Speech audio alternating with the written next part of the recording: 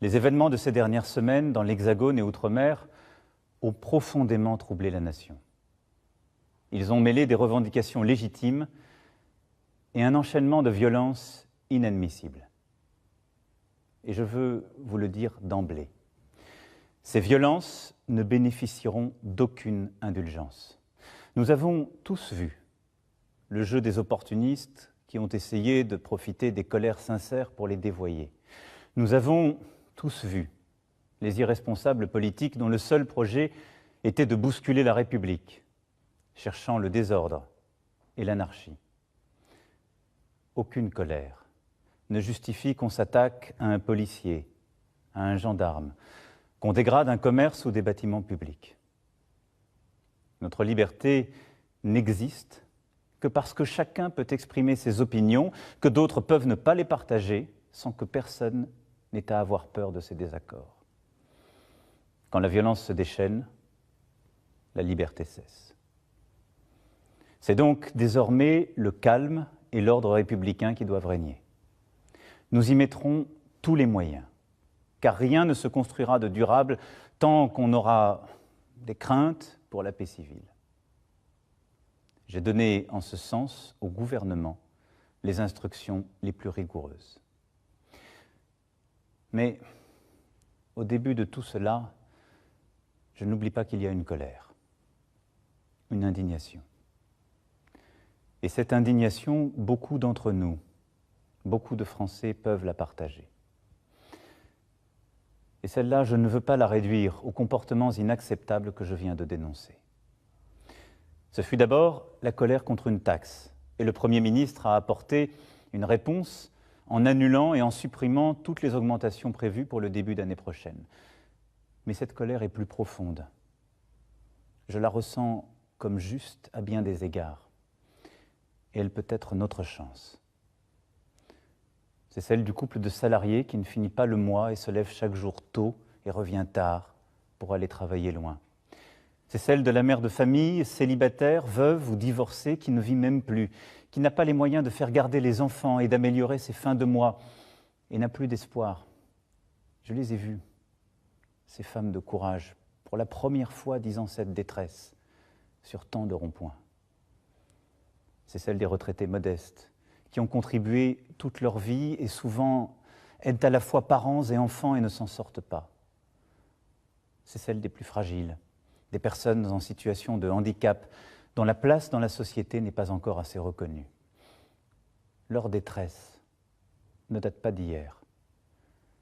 Mais nous avions fini lâchement par nous y habituer. Et au fond, tout se passait comme s'ils étaient oubliés, effacés. Ce sont 40 années de malaise qui ressurgissent. Malaise des travailleurs qui ne s'y retrouvent plus, malaise des territoires, villages comme quartiers, où on voit les services publics se réduire et le cadre de vie disparaître. Malaise démocratique, où se développe le sentiment de ne pas être entendu. Malaise face au changement de notre société, à une laïcité bousculée et devant des modes de vie qui créent des barrières, de la distance.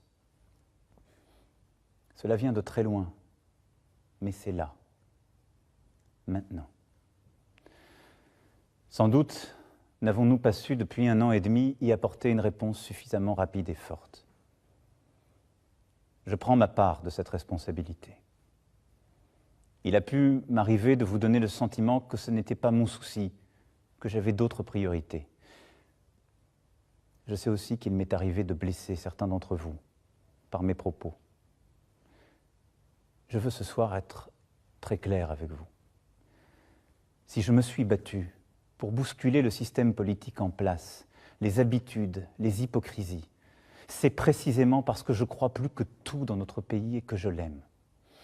Et ma légitimité, je ne la tire d'aucun titre, d'aucun parti, d'aucune coterie, je ne la tire que de vous, de nul autre. Nombre d'autres pays traversent ce mal-vivre qui est le nôtre. Mais je crois profondément que nous pouvons trouver une voie pour en sortir tous ensemble. Je le veux pour la France, parce que c'est notre vocation, au travers de l'histoire, d'ouvrir ainsi des chemins jamais explorés, pour nous-mêmes et pour le monde. Je le veux pour nous tous, Français, parce qu'un peuple qui se divise à ce point, qui ne respecte plus ses lois et l'amitié qui doit l'unir, est un peuple qui court à sa perte. Je le veux aussi, parce que c'est en pressentant cette crise que je me suis présenté à votre suffrage pour réconcilier et entraîner, et que je n'ai pas oublié cet engagement et cette nécessité. C'est d'abord l'état d'urgence économique et sociale que je veux décréter aujourd'hui. Nous voulons bâtir une France du mérite, du travail, une France où nos enfants vivront mieux que nous. Cela ne peut se faire que par une meilleure école, des universités, de l'apprentissage et des formations qui apprennent aux plus jeunes et aux moins jeunes ce qu'il faut pour vivre libre et travailler. L'investissement dans la nation, dans l'école et la formation est inédit, et je le confirme. Nous voulons une France où l'on peut vivre dignement de son travail. Sur ce point, nous sommes allés trop lentement. Je veux intervenir vite et concrètement sur ce sujet. Je demande au gouvernement et au Parlement de faire le nécessaire afin qu'on puisse vivre mieux de son travail dès le début d'année prochaine. Le salaire d'un travailleur au SMIC augmentera de 100 € par mois dès 2019, sans qu'il en coûte 1 € de plus pour l'employeur. Je veux renouer avec une idée juste, que le surcroît de travail accepté constitue un surcroît de revenus. Les heures supplémentaires seront versées sans impôt ni charge dès 2019. Et je veux qu'une vraie amélioration soit tout de suite perceptible.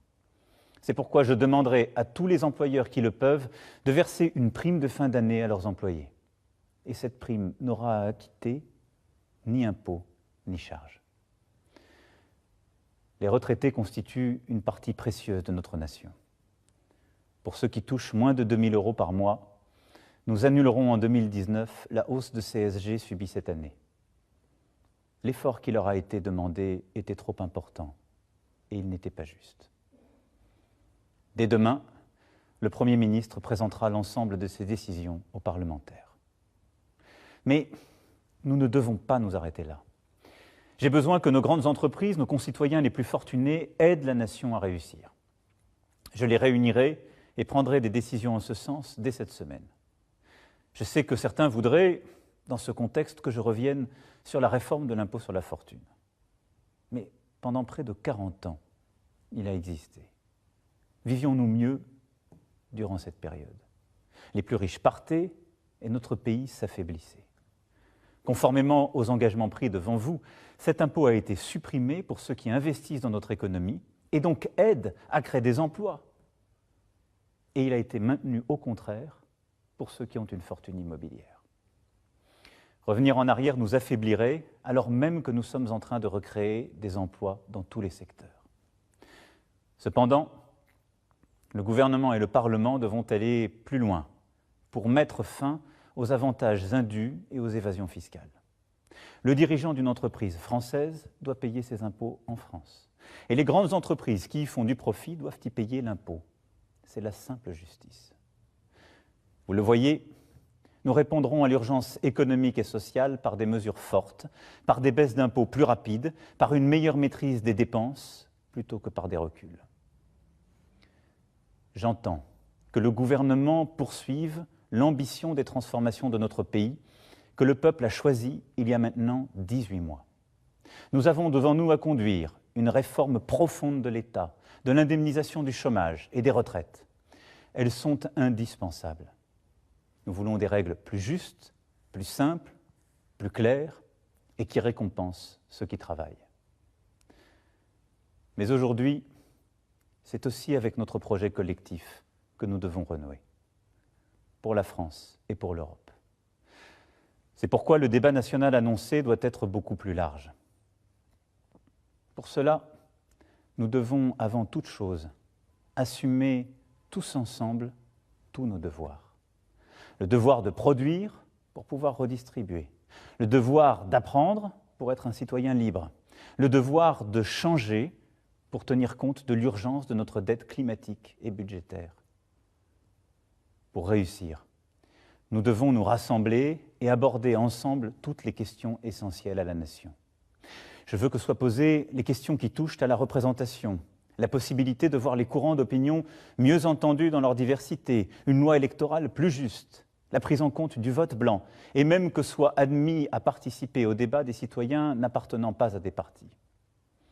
Je veux que soit posée la question de l'équilibre de notre fiscalité, pour qu'elle permette à la fois la justice et l'efficacité du pays. Je veux que soit posée la question de notre quotidien, pour faire face au changement climatique, se loger, se déplacer, se chauffer. Et les bonnes solutions émergeront aussi du terrain. Je veux que soit posée la question de l'organisation de l'État, de la manière dont il est gouverné et administré, depuis Paris, sans doute trop centralisé depuis des décennies, et la question du service public dans tous nos territoires. Je veux aussi que nous mettions d'accord la nation avec elle-même sur ce qu'est son identité profonde, que nous abordions la question de l'immigration. Il nous faut l'affronter. Ces changements de fond, qui demandent une réflexion profonde et partagée, imposent un débat sans précédent. Il devra se dérouler au niveau national. Dans nos institutions, chacun y aura sa part. Gouvernement, assemblée, partenaires sociaux et associatifs. Vous y aurez votre part. Je veux en assurer moi-même la coordination, en recevoir les avis, pour rendre ainsi le pouls vivant de notre pays.